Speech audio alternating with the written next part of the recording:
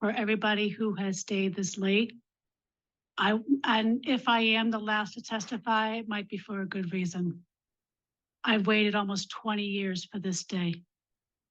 20 years to be heard, to be witnessed, to change a culture of abuse. I'm here to support age 1399 and 1547.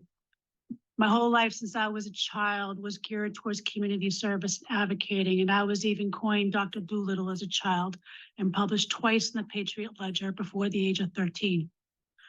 I am now a mother, grandmother, domestic violence survivor, author of 2 books, and a member of the Mass Track Coalition, and I've been passionate about advocating for change since 2005.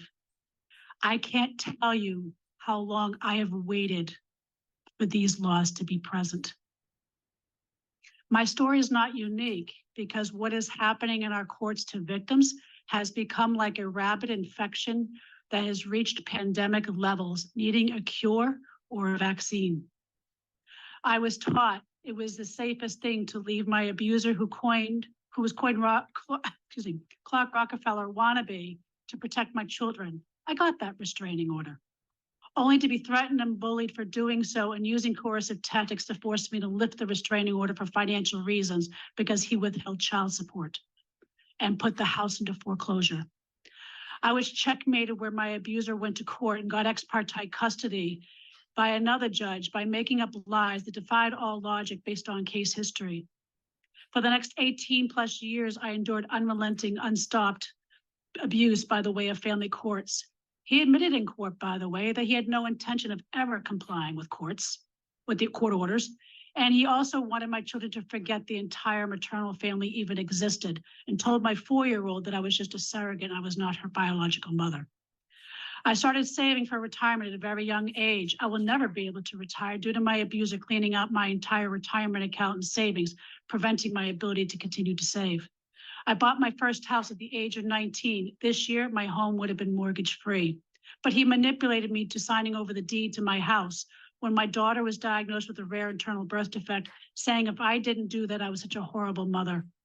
Today, I still teeter on the homelessness as a result. I am healthy and always been healed quick from various things, but now I have chronic illness and an autoimmune condition that has rendered me partially disabled and a traumatic brain injury. There are studies that back up this showing up to $8 million and that it's cost to the taxpayer. But if the injuries like mine that are long-term, the costs are considerably higher. I once owned a successful business where I was within the top 4 of the company and was treated with lavish trips to places like Hawaii and expenses all paid for. But because I hired and trained my abuser, somehow he undercut my contracts in the sense of stealing my business underneath me. To this day, I have continued 18 years. My youngest is 19, going to be 20 this month. And I'm still in litigation abuse. It doesn't end. He hasn't shown up to the last 5 hearings. I've had to pay my lawyer $4,000 just because he didn't show up. It doesn't end. My abuser also begged the courts to incarcerate me to teach me a lesson. It doesn't end.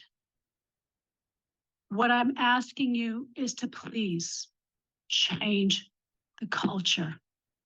It doesn't just end with me, it ends with our children's, it ends with the gun violence and everything else because it's all connected.